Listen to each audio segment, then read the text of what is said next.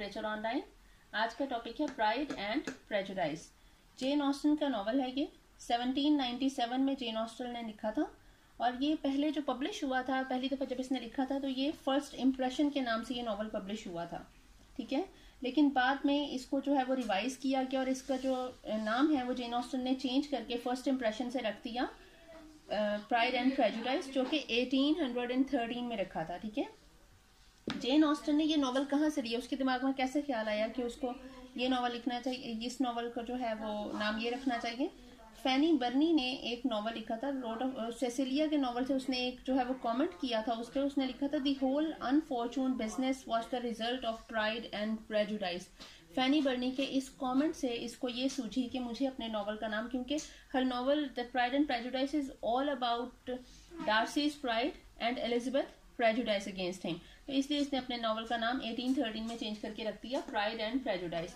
ये नॉवल लिखा था, वैसे लिखा गया है 1797 में, ठीक है। अब ये नॉवल में कैरेक्टर्स कौन से हैं? मिस्टर एंड मिसेस बेनेट का कैरेक्टर है जो मेन कैरेक्टर्स हैं, क्योंकि इन्हीं की 5 बेटियां हैं जिनके गिर्द स्टोरी घूमती है। लॉन्गबर्न में ये लोग रहते हैं, इंग्लैंड की स्टोरी है ये।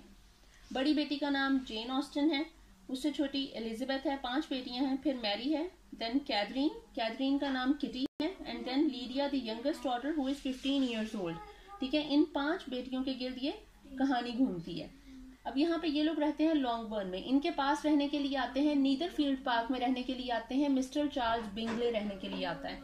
ये अपनी अनमैरिड बहन मिस कैरोलिन बिंगले और इससे मिलने के लिए आती हैं इसकी married sister mister and Mrs Hearst. ये दोनों मियाँ बीवी आते हैं इनसे मिलने के लिए।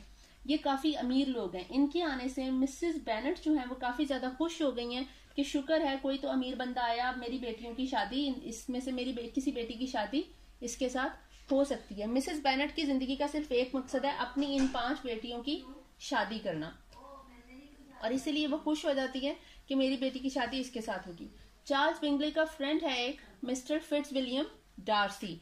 ये डार्सी जो है, अब ये जो है ये हीरो है इस कहानी का, जो प्रोटैगनिस्ट है वो फिट्जविलियम डार्सी है।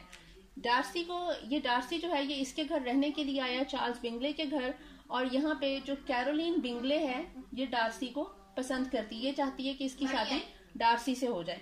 लेकिन अब यहाँ पे एक कमेटी होती है, एक असेंबली होती है जो कि होती है मैरीटॉन में, एक एरिया का नाम है मैरीटॉन। यहाँ पे एक पीरियडिकल असेंबली जो है वो होल्ड हुआ करती है, जिसमें सभी जो इर्द गिर्द के लोग हैं वो इकट्ठे होते हैं, ठीक है। एक सोशल गैदरिंग होती है, इसमें ऑब्वियसली उस वक्त डांस हुआ करते थे तो वो डांस भी होंगे। इस पार्टी में चार्ल्स बिंगले देखता है जेन बेनेट को जब वो देखता है उसे बड़ी अच्छी लगती है। तो उस पार्टी में, ये जो मैरीटॉन में असेंबली हुई है, इस पार्टी में जेन बेनेट को ये देखता है और इसके साथ 2 बार ये डांस भी करता है, 2 टाइम्स। मिस्टर चार्ल्स बिंगले उसे अच्छी लगती है, जेन को भी पता लग गया, सारी जो सोसाइटी है उसको पता चल जाता है ये दोनों आपस में इंटरेस्टेड है और मिस्टर चार्ल्स बिंगले शायद इसके साथ शादी भी करना चाहता हो। अब चार्ल्स बिंगले डार्सी को सजेस्ट करता है, why don't you dance with Elizabeth Bennet, she is quite pretty. Darcy कहता है नो, मुझे वो इतनी अट्रैक्टिव लग नहीं रही है। वो कहता है कि वो डार्सी कहता है कि ये मुझे इतनी अट्रैक्टिव नहीं लग रही है, she is not attractive enough to tempt me to dance with her. अब जब ये बात कहता है तो एलिजाबेथ सुन लेती है। एलिजाबेथ जब सुनती है तो उसे तो गुस्से से आग, अब आप खुद सोचें कि किसी लड़की को कहा जाए कि तुम इतनी खूबसूरत नहीं हो, तो लड़की तो गुस्से से आग बगोला हो जाएगी ना। तो एलिजाबेथ उसी वक्त से ही अपने दिल में डार्सी के लिए एक प्रेजुडाइज रख लेती है कि इसने मेरे बारे में इस तरह के रिमार्क्स दिए।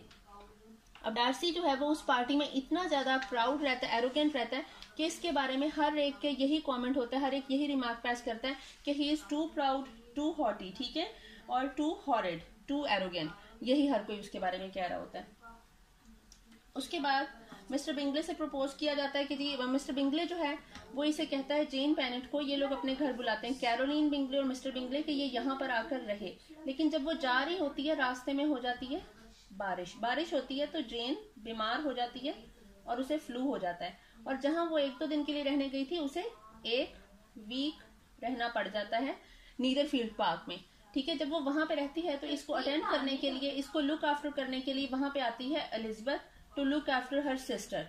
वहां पे ये जो 1 हफ्ता रहते हैं, उस 1 हफ्ते में डार्सी एलिजाबेथ को जानना शुरू हो जाता है। वो कहता है ये तो बड़ी मतलब अक्लमंद लड़की है, ये बड़ी जो है इसकी आईज जो है वो डार्क हैं, she has an intelligent face and she has pleasing figure and lively temperament, बड़ी अच्छी किस्म की लड़की है ये तो, मैंने तो एम ही इसको इग्नोर किया, तो ये थोड़ा सा इसको अब लाइक करने लग गया है। लेकिन एलिजाबेथ के दिल में अभी तक इसके लिए यही बातें हैं, इसीलिए एलिजाबेथ इसको बुरा समझ रही है। जबकि कैरोलिन को समझ आ जाती है कि डार्सी एलिजाबेथ को की तरफ अट्रैक्ट हो रहा है, तो कैरोलिन भी एलिजाबेथ से जेलस होने लग जाती है, उससे प्रेजुडाइज रखती है, ठीक है, ताज्जुब रखने लग गई है, जो कि ये नॉवल है सब चीज के बारे में। अब इसके बाद हमारे पास एक स्टोरी आती है कि इनके पास रहते होते हैं, इनके घर के पास रहते होते हैं एक मिस्टर विलियम लूकस। विलियम लूकस की 7 बच्चे हैं और इसकी जो सबसे बड़ी बेटी है शार्लेट लूकस जो है वो एलिजाबेथ की फ्रेंड है, ठीक है, एलिजाबेथ की बेस्ट फ्रेंड है। ये 27 ईयर्स की है और ये यही कह रही है कि मतलब अब शादी हो जानी चाहिए, उसकी शादी की एज गुजरी, अगर अब नहीं होगी तो कब होगी, लेकिन कोई ऐसा मैच मिल नहीं रहा जिसकी वजह से वो उसकी शादी उसके साथ हो, ठीक है। वो कहता है अब इनकी दोबारा से जब मुलाकात होती है, ये डार्सी के साथ इसकी जब भी बात होती है, तो वो एलिजाबेथ जो है वो काफी ज्यादा रूड इसके साथ जो है ना वो बिहेव कर रही होती है डार्सी के साथ। वो उसे कहती है कि he has a strong tendency to hate everybody while he says in reply that she has a strong tendency deliberately to misunderstand everybody। ये जब इर्द गिर्द मिल रहे होते हैं ना एक दूसरे से, वहां पे डार्सी और एलिजाबेथ के आपस में डायलॉग होता है। वो कहती है कि तुम तो हर एक से नफरत ही कर सकते हो, वो कहते हैं, और तुम हर एक के सामने में सिर्फ हर एक को बुरा भला समझ सकती हो और तुम मिसअंडरस्टैंड करने में बड़ी अच्छी हो। मतलब दोनों एक दूसरे के साथ जो है वो ऐसी जैसे हीरो हीरोइन में होती हैं चीजें, ठीक है, पहले लड़ाई होती है फिर प्यार हो जाता है, तो बिल्कुल वही इनके दरमियान कुछ चल रहा है। उसके बाद अब इनके एक आता है मिस्टर कॉलिन। ये मिस्टर बेनेट का एक दूर का कजन है।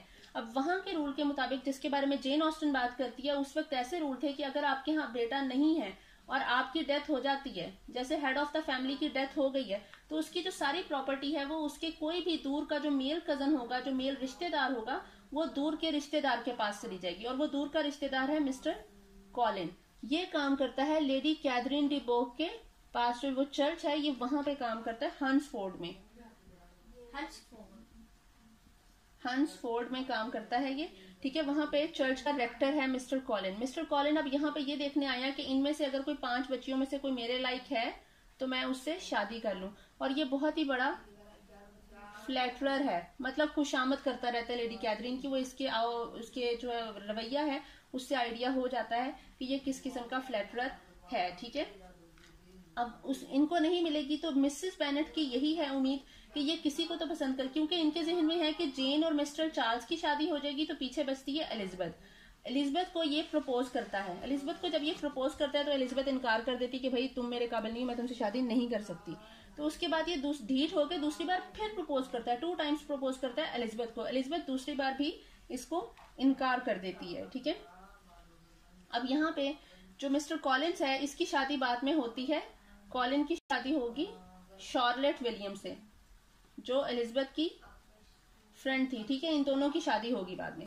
तो उसके बाद अब आता है एक जॉर्ज विकम, ठीक है, वो आता है इनकी फैमिली में। ये जॉर्ज विकम आता है, ठीक है। ये जो है ये मलेशिया का है, मतलब आर्मी का ये बंदा है और ये मैरिटॉन में आया है, ठीक है।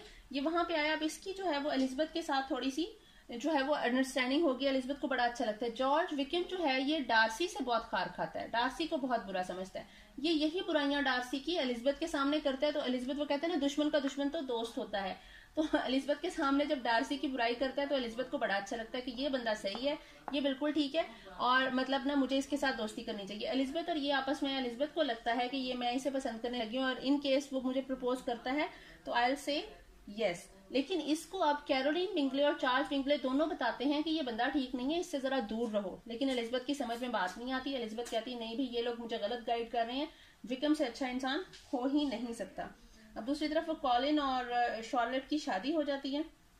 इधर से क्या होता है कि ये जो चार्ल्स बिंगले और कैरोलिन बिंगले हैं ये लंदन चले जाते हैं और जेन को सिर्फ एक लेटर के थ्रू मिस कैरोलिन जो है वो इन्फॉर्म करती है कि हम लोग लंदन जा रहे हैं, हम कमिंग विंटर सीजन में भी शायद अब यहाँ पे नीदरफील्ड पार्क में नहीं आए, ठीक है। और वो दूसरी बात ये भी बताती है दूसरे लेटर में जेन को, फिर 2 लेटर लिखती है ये जेन को। पहले लेटर में बताती है कि हम लंदन जा रहे हैं, दूसरे लेटर में लिखती है कि मेरे भाई का इरादा हो गया कि वो डार्सी की बहन जॉर्जियाना से शादी करेगा, वो काफी अच्छा और सूटेबल मैच है चार्ल्स बिंगले के लिए। अब इधर से इसकी जो उम्मीदें हैं उस पर पानी फिर गया जेन की, और ये काफी ज्यादा अपसेट हो गई है और ये अपने अंकल और आंटी के घर रहने चली जाती है, ठीक है, जो जेन है।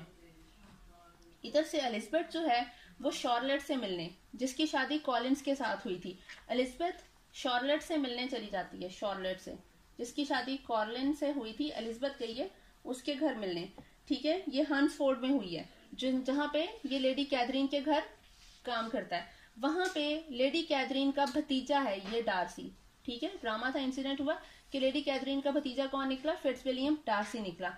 फिट्जविलियम डार्सी भी अपनी एंट से मिलने आ जाता है। इधर से एलिजाबेथ शार्लेट से मिलने गई हुई है। लेडी कैथरीन इनको खाने पे इनवाइट करती है सबको।